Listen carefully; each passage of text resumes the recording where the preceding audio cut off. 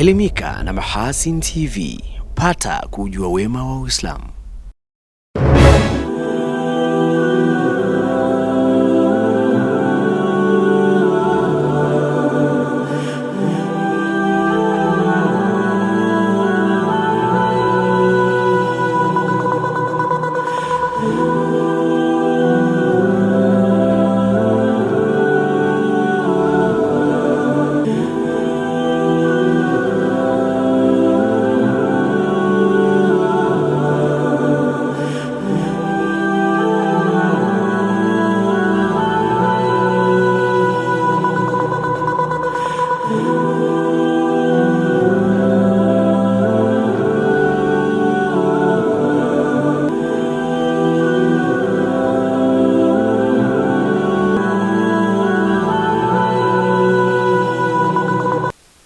Assalamu alaikum wa rahmatullahi wa barakatuh. Habari za wakati huu mtazamaji wa Mahasin TV popote pale ulipo. Ni siku nyingine tena tunakutana katika kapu la habari. Mimi Hilal Seif Yami ndio kusomea habari za kitaifa. Na katika habari za kimataifa utakuwa naye Zuberi Rashid Mgaya. Awali ya yote tunaangazia muhtasari wake. Baba, mama na mtoto wao wa miaka 4 wamefariki dunia baada ya nyumba waliokuwa wakiishi kuteketea kwa moto mkoani Mara. Nyumba moja katika kata Kiloleni manispaa ya Tabora mkoani Tabora bainika kukwepa kulipa matumizi ya ankara za maji.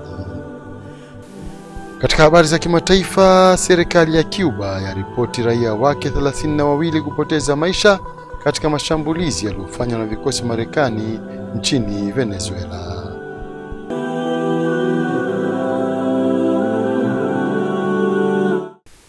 Na mkapu la habari linaanzia huko mkoani Mara kwa habari ya Tanzania. Watu watatu wa familia moja wamefariki dunia akiwemo mtumishi wa Wizara ya Maji Rochi Mkolekua miaka 39 baada ya nyumba kuteketea kwa moto katika mtaa wa Nyarusira manispaa ya Musoma mkoani Mara usiku wa kuamkia Jumatatu hii. Zuberi Mgaya anatuarifu zaidi. Akithibitisha kutokea kwa tukio hilo, kaimu kamanda wa Jeshi la Zimamoto na Uokoaji mkoa wa Mara ACF Augustino Mabele ameelezea madhara yaliyotokea katika ajali hiyo ya moto, akisema uchunguzi wa kina bado unaendelea ili kubaini chanzo cha moto huo. Kumetokea madhara ya vifo ambako kumetokea vifo vya watu watatu, ambayo ni baba mwenye nyumba ambaye alitambulika kwa jina la Loch Shabani Mkole miaka 39, ni kabila lake ni Mkwele. Yeye ni meneja wa ubora wa maji mkoa wa Mara. Lakini kifo cha pili imetambulika mama ambaye ni mke wake Mariam George Msigwa. Yeye anakadiriwa kuwa na miaka 34, kabila lake ni Mbena. Lakini kifo cha tatu ni mtoto anatambulika kwa jina la Loch Mkole ambaye anakadiriwa kuwa na miaka 4, ni mtoto wa kiume. Na chanzo cha moto bado uchunguzi unaendelea, lakini taarifa tu zilichelewa kufika katika Jeshi la Zimamoto na Uokoaji. Kwa hiyo utakapokuwa tumegundua chanzo cha moto tutawajulisheni. Nitoe rai na pole kwamba wakati inapokuwa imetokea majanga kama haya tunahitaji wananchi wapige namba ya dharura ambayo ni 114. Baadhi ya mashuhuda wa tukio hilo akiwemo mwenyekiti wa serikali ya mtaa wa Nyarusuria Idi Jafar wameelezea masikitiko yao na kuelezea hali ilivyokuwa wakati wa moto huo ulipokuwa ukiteketeza nyumba pamoja na familia hiyo. Taarifa ya tukio hili mimi nimeipata saa 10, nimepigiwa simu na mwananchi kwamba mwenyekiti, kuna tukio la moto kwenye nyumba ya ndugu Rocha hapa unawaka sana. Ikabidi nikimbie kuja mpaka hapa, nikakuta wananchi tayari wameshafika kidogo, ndo fire naye ikafika, tukawa tunaendelea kuzima moto. Kweli limetuathiri kikubwa kwa sababu ndugu yetu huyu tulikuwa naye karibu sana, maana alikuwa anaishi vizuri na jamii yote hapa mtaani. Tumeathirika kwa kiasi kikubwa. Ilikuwa usiku wa manane, tumeshtuliwa tu ghafla usingizini kwamba nyumba inaungua. Basi baada ya kusikia yowe, watu wanapiga yowe, ndio tukakimbia kuja kushuhudia hili tukio. Kwa upande wake, mkuu wa wilaya Musoma Juma Chikoka, wakati akitoa salamu za pole kwa wakazi wa mtaa huo, amelitaka jeshi la zimamoto na uokoaji kwa kushirikiana na vyombo vingine vya ulinzi na usalama kuendelea na uchunguzi wa tukio hilo ili kubaini chanzo cha tukio hilo. Sisi kama serikali ya wilaya tumepokea jambo hili kwa mshtuko, tumepokea jambo hili kwa masikitiko makubwa, lakini jambo hili limetokea linatukumbusha pia. Niendelee kutoa rai kwa wanamsoma wote kuendelea kuwa makini katika hali zote, lakini kubwa vyombo vya dola hususan jeshi la zimamoto na vyombo vingine kwa umoja na kwa ushirikiano wanaendelea kufanyia kazi, hasa kubaini chanzo hasa ni nini. Maana yake itatupa pia dira na mwelekeo wa nini hasa tunachoweza kukifanya kwa pamoja. Katika kuelekea msimu wa 25 wa mashindano ya kuhifadhi Qur'ani tukufu ya ASF ambayo fainali yake inatarajiwa kufanyika mwezi wa pili mwaka huu 2026, taasisi ya Aisha Sururu kwa kushirikiana na halmashauri ya jiji imepanda miti 590 katika shule 8 za msingi katika halmashauri ya jiji la Dar es Salaam. Taarifa yake Bi Aisha Mpatila inasomwa studio naye Nuhustima. Miti ni uhai, miti ni hewa safi na afya bora. Katika kutambua hilo, taasisi ya Aisha Sururu ikiendelea na kampeni yake ya kuadhimisha miaka 25 tangu kuasisiwa kwa mashindano ya kuhifadhi Qur'ani tukufu, wamepanda miti 590 katika shule 8 za halmashauri ya jiji la Dar es Salaam. Sasa tumeona ni bora kwa sababu Qur'ani inazungumzia zaidi mazingira. Tumeona ni bora tushiriki katika upandaji wa miti, kuweka mazingira mazuri ili tupate kuhifadhi, kwa sababu kama hivi tulivyochaguliwa na halmashauri, maeneo haya ni maeneo ya maji, mmomonyoko, maji yanapita kwa sana. Kwa hiyo tumepewa miti mingi tuje kupanda huku, lakini target yetu ilikuwa kupanda miti 1000, halmashauri imetupatia miti 590, na hii yote leo tutahakikisha tunaipanda. Nia yetu kubwa ni kupanda miti kwa ajili ya kimvuli pamoja na matunda. Kwa hiyo hapa tumeanza na shule ya Maarifa ambayo tumepanda miti 200. Kwa hiyo tunaelekea Jika kwenda kupanda miti 70 na tutaendelea na shule zingine kuendelea na taratibu hizo za upandaji wa miti. Kwa upande wao, walimu wa baadhi ya shule zilizofikiwa na kampeni hiyo ya upandaji miti wameishukuru taasisi ya Aisha Sururu na kuziomba asasi za kiraia na taasisi nyingine kuiga mfano huo. Kauli mbiu yetu hapa ni kwamba tunza mazingira ya kutunze. Kwa hiyo na nyinyi mmekuja na mazingira, kwa kweli tumefurahi sana kutuletea miti ya matunda, miti ya vivuli, na sisi tutaitunza. Siku mkija kuangalia mkute kwamba mlichokiweka kimeleta matunda mazuri. Kwa hiyo nashukuru sana taasisi hii kwa jinsi ambavyo mmejitoa, si kwa ajili tu kujenga watoto kwa kiimani, lakini kimazingira na kijamii. Haya ndio mambo ya msingi ya kufanya. Hii ni kizazi na kizazi kinapata kumbukumbu kwamba hii foundation au mtu au mdau fulani alileta kitu fulani au vipi. Kujitoa huko ndio kujitoa kwenyewe. Kwa hiyo tunawashukuru. Kwanza mmepoteza muda, mmekuja kupanda. Mama umri kama huo anapanda mwenyewe, mwingine angebwaga tu au si jamani, lakini wampanda, mkuja na vijana wake, amefanya kazi nzuri. Nawashukuruni sana sana sana. Jukumu langu kama mwalimu wa mazingira, nachukua nafasi hii kusema tutaisimamia vizuri na tutaimwagia na tutahakikisha inakuwa pasipo kupotea mti hata mmoja. Na hizi ni baadhi kati ya faida nyingi za kupanda miti katika maeneo yetu. Tunapopanda miti inatusaidia kuleta mvua. Hata yale mazao ambayo tunayoyapanda yanakuwa vizuri kwa kutumia hii miti ambayo inatuletea mvua. Miti ni rasilimali muhimu katika mazingira yetu. Kwa hiyo inahamasisha wote kwamba tuweze kupanda miti ili tuweze kutupatia maendeleo mazuri katika nchi yetu. Kwa hiyo hatuna cha kuwapa, sisi tukusema alhamdulillah rabbil alamin. Mwenyezi Mungu mlipotoa basi aende akawajazie kwa kutuletea matunda, mifenesi, machungwa, mipera pamoja na parachichi. Mkoani Katavi, kamati ya usalama ya wilaya Tanganyika imeelekeza ofisi ya mkurugenzi halmashauri ya wilaya hiyo kuongeza kufanya doria za mara kwa mara kwenye msitu wa hifadhi, ikiwemo misitu iliyohifadhiwa kwa ajili ya biashara ya kaboni. Rajab Shaban Matuga anatupasha zaidi. Agizo hilo limetolewa na mwenyekiti wa kamati ya ulinzi na usalama wa wilaya ya Tanganyika Onesmo Buswelu wakati akiongoza kamati ya ulinzi na timu ya management kutembelea msitu wa Tongwe Mashariki na Tongwe Magharibi. Misitu hii iko kwenye mikakati ya biashara ya carbon. Tutaendelea kufanya doria za kila siku usiku na mchana. Hata sasa vikosi vya doria vipo, vyombo vya usalama kwa ajili ya kulinda misitu yetu. Lakini pia tumeona kwamba sisi tuendelee kuimarisha ulinzi wa misitu yetu. Asija katokea mtu mmoja akaja akafanya shughuli za kihalifu kwenye misitu yetu. Tunatoa angalizo kubwa kwa wananchi na kwa mtu yote asione kwamba kuna misitu, lakini ajue kwamba hii misitu inalindwa. Na ndio maana tumewekeza miundombinu.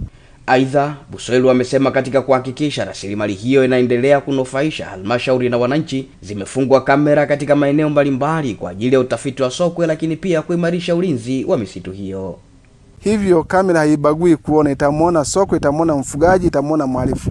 Lakini pia mara pengine tumefanya doria kutoa watu wa milima bangi. Tunatoa angalizo kwamba misitu yetu, maeneo yetu si ya kulima madawa ya kulevya. Kwa hiyo kila mmoja azingatie kufanya matumizi ya ardhi yetu kama ambavyo tumejipangia. Sehemu ya kuishi watu waishi, sehemu ya kulima watu walime, sehemu ya malisho watu, lakini sehemu iliyohifadhiwa kwa maslahi ya umma iheshimiwe na ilindwe na kila mmoja. Kaimu mkurugenzi mtendaji wa halmashauri ya wilaya hiyo Philemon Mwita akipokea maelekezo hayo amesema halmashauri inaendelea kutoa elimu kwa wanakijiji kuhusu faida za misitu hiyo, akieleza mpango wa kujenga vituo vya ulinzi katika kila msitu ili kurahisisha zoezi la ulinzi. Mpango mkakati wa halmashauri ambao upo, wa kwanza kabisa wote tunafanya doria za mara kwa mara kwa ajili ya kuondoa uvamizi ambao umeingia kwenye misitu yetu. Pili, mpango mwingine ambao tumeona unaweza kuwa ni wa kudumu ni kwa ajili ya kujenga ranger post ambazo kutakuwa na watumishi ambao watakuwa wanakaa huku kwa ajili ya kutoa ulinzi na usalama wa misitu yetu. Pia halmashauri tunaendelea kutoa elimu kwa wananchi kupitia vijiji, kupitia vitongoji, umuhimu wa utunzaji wa misitu na umuhimu wa kuzingatia sheria na taratibu ili tuweze kuwa na misitu endelevu. Msitu wa Tongwe Mashariki una ukubwa wa hekta 1,167,850 huku msitu wa Tongwe Magharibi ukiwa na ukubwa wa hekta 365,068.69. Misitu hiyo ipo katika hatua za mwisho kuingizwa kwenye mpango mkakati wa biashara ya carbon. Moja ya nyumba iliyopo katika kata Kiloleni manispaa ya Tabora mkoani Tabora imesitishiwa huduma ya maji kutoka mamlaka ya maji safi na usafi wa mazingira mjini Tabora TUWASA baada ya kukutwa ikifanya ubadhilifu wa huduma hiyo kwa kugeuza mita ya maji kuifanya isisome ili kukwepa ankara ya matumizi ya huduma hiyo. Saidi Kapalila ana taarifa kamili. Wakizungumza, baadhi ya watumishi kutoka mamlaka ya maji safi na usafi wa mazingira mjini Tabora TUWASA wanaeleza namna walivyobaini tukio hilo na hatua zinazochukuliwa kwa wanaofanya ubadhilifu wa huduma ya maji. Niko kwenye kazi zangu za kusoma mita ile eneo la Kiloleni. Nimepita kwenye hii nyumba hapa nikakutana na zero. Sasa katika kukuta zero nikaamua niangalie kwa nini imesimama.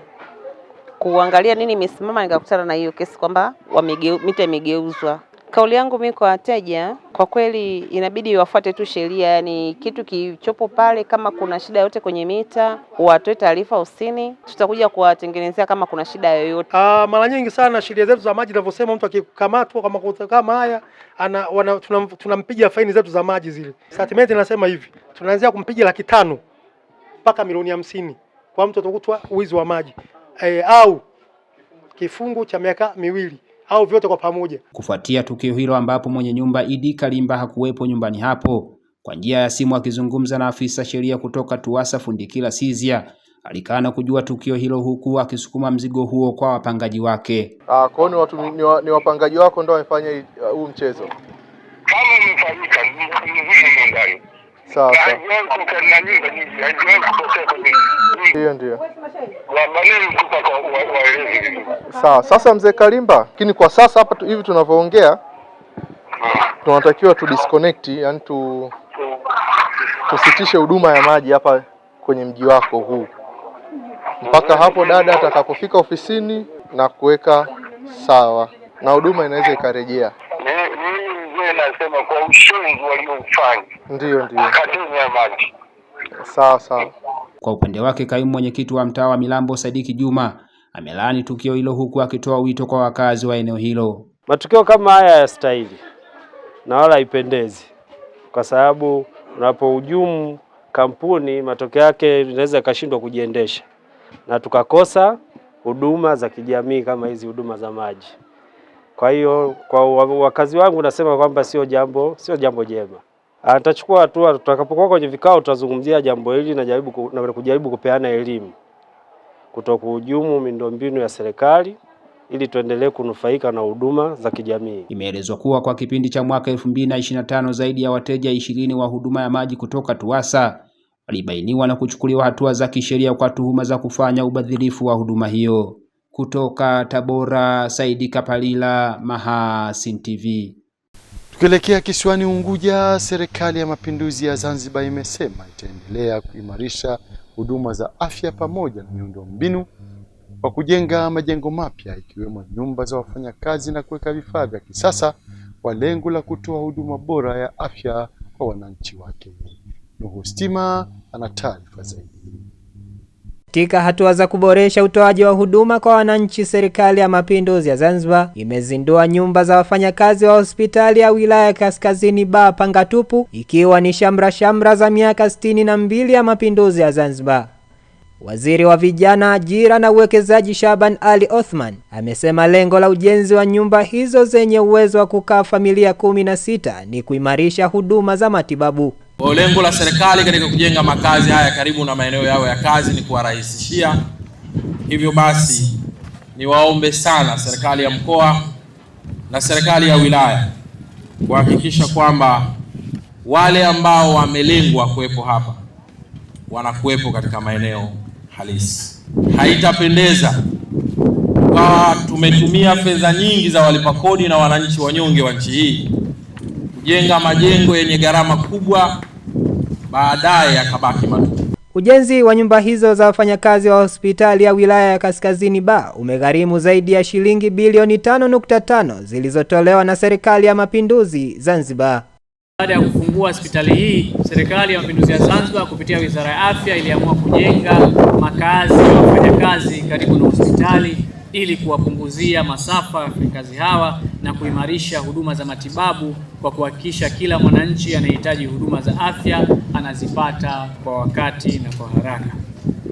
Mheshimiwa mgeni rasmi, ujenzi wa nyumba hizi za wafanyakazi ni mradi uliochukua takriban miezi 20 na utekelezaji wake ulianza rasmi Januari mwaka 2024 na umekamilika Septemba mwaka 2025. Mradi huu umejengwa kwa gharama ya jumla ya shilingi bilioni 5.5 kutoka Serikali ya Mapinduzi ya Zanzibar. Hatua ya serikali kujenga nyumba za watumishi itasaidia kufanya kazi, hasa madaktari kukaa katika nyumba hizo na wananchi kupata huduma kwa wakati, hasa mama wajawazito wanaofika kupata huduma. Madaktari bingwa watakaa hapa hapa. Madaktari wabobezi watakaa hapa hapa. Hospitali ndio hiyo hapo. Sio ni sababu. Tena uzazi salama. Sio uzazi ule wa zamani. Uzazi salama. Mambo yote ya mzazi yanamalizika hapa. Na kwa taarifa hiyo kutoka kisiwani Unguja ndio kunahitimisha kapu la habari kwa habari za kitaifa. Tupate mapumziko mafupi na kisha tutarejea hapa kuangazia habari za kimataifa. Hii ni Mahasin TV, pata kujua wema wa Uislamu. Mahasin TV, channel namba 455 katika kingamuzi cha Azam.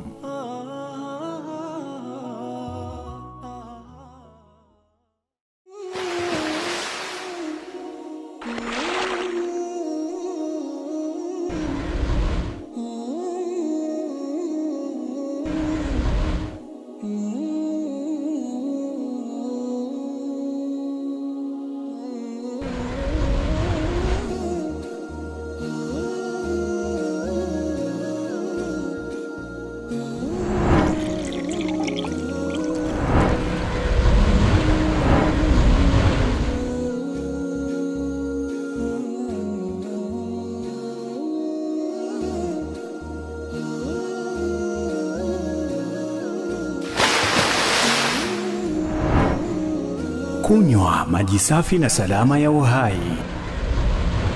bidhaa bora ya Bakhresa.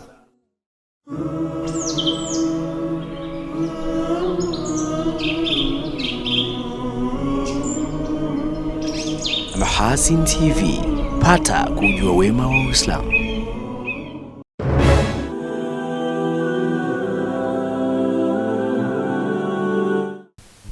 Shukran za dhati mtazamaji wa Mahasin TV kwa kuendelea kuwa nasi. Sasa ni wasaa wa kuziangazia habari za kimataifa kama zilivyoandaliwa naye Zuberi Mgaya. Karibu kwa upande wa habari za kimataifa. Wanamgambo wa kikosi cha msaada wa haraka RSF wameshambulia vituo muhimu vya Sudan kwa kutumia ndege zisizo na rubani na kusababisha uharibifu mkubwa wa vituo hivyo. Mashuhuda wa tukio hilo wamesema ndege zisizo na rubani za wanamgambo wa RSF zililenga vituo vya miundombinu ya mijini na vituo kadhaa muhimu katika majimbo ya Kordofan kaskazini na White Nile. Shirika la umeme la Sudan limetoa taarifa likisema kuwa wakati shambulio la ndege isiyo na rubani asubuhi ya Januari 4, 2026 kwenye kiwanda cha umeme cha Abiadi, makao makuu ya jimbo la Kordofan kaskazini, kiwanda hicho kiliharibika na jengo lenye mitambo yake likashika moto.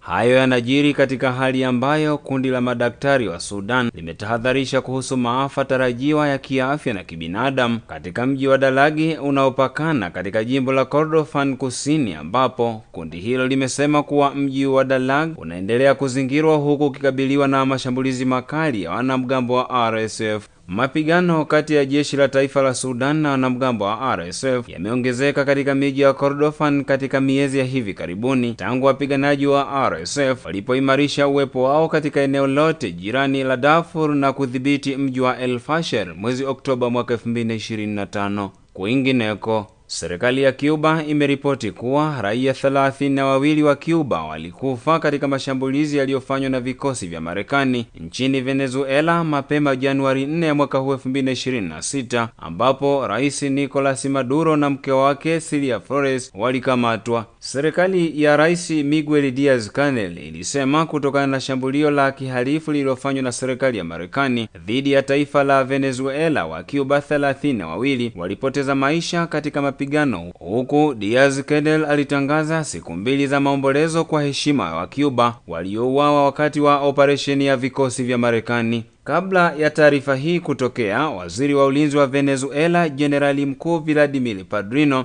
alikuwa ameripoti kwamba walinzi wengi wa Maduro waliuawa na jeshi la Marekani ambalo lilimkamata mtawala wa Venezuela na mke wake.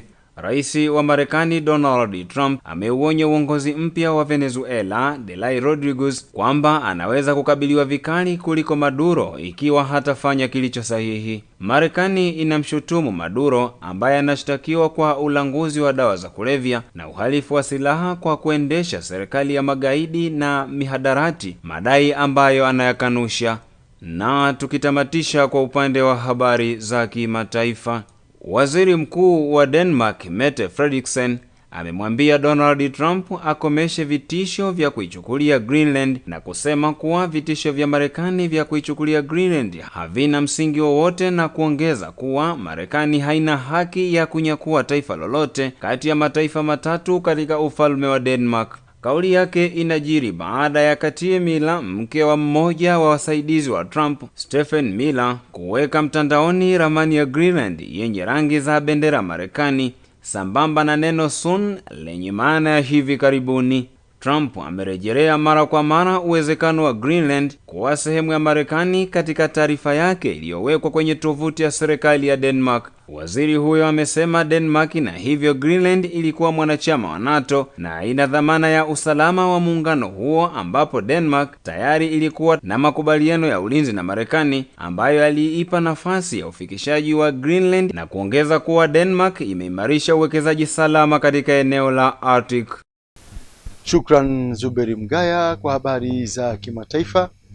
Na kabla tujahitimisha kapu letu la habari, tujikumbushe miongoni mwa habari tulizokuwa nazo. Baba, mama na mtoto wao wa miaka 4 wamefariki dunia baada ya nyumba waliokuwa wakiishi kuteketea kwa moto mkoani Mara.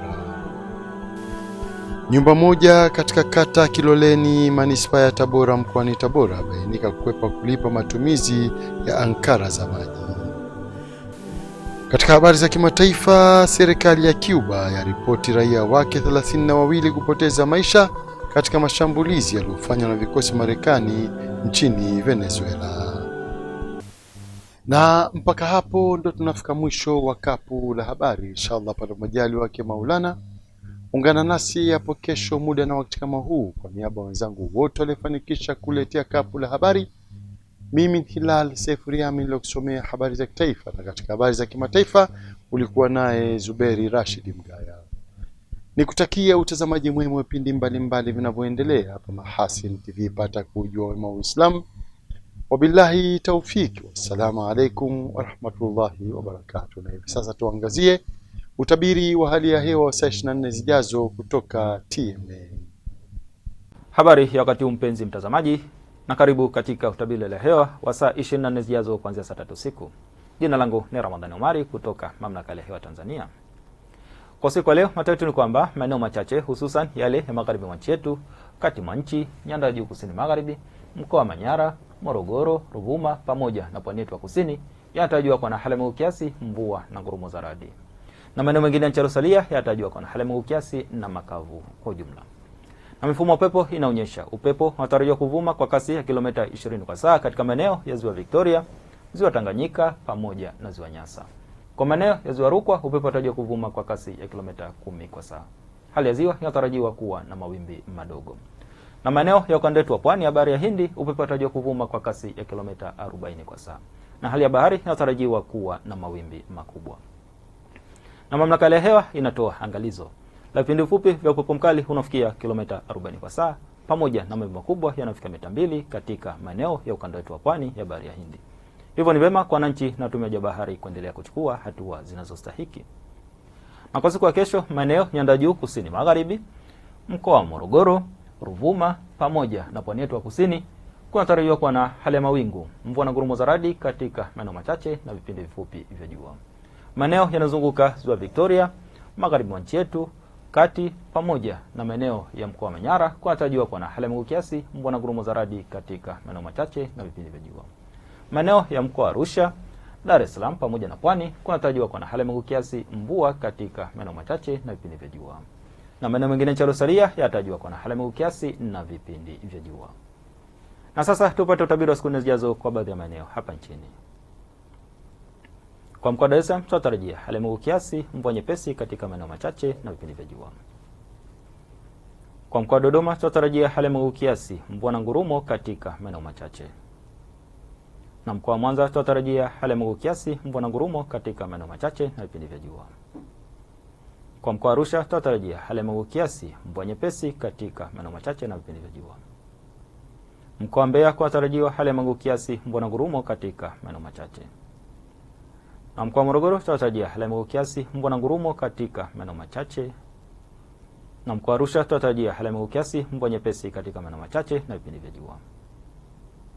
Na mpaka kufikia hapo kutoka Mamlaka ya Hewa tuna ziada. Asante kwa kuwa nami na nikuage kwa heri.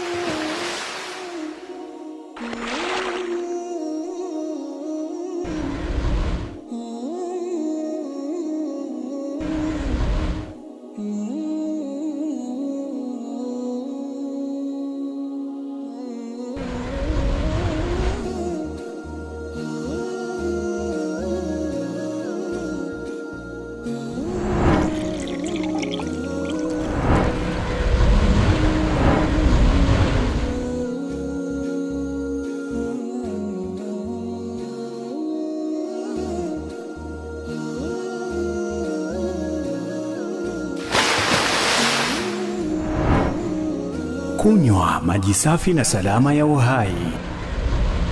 Bidhaa bora ya Bakhresa.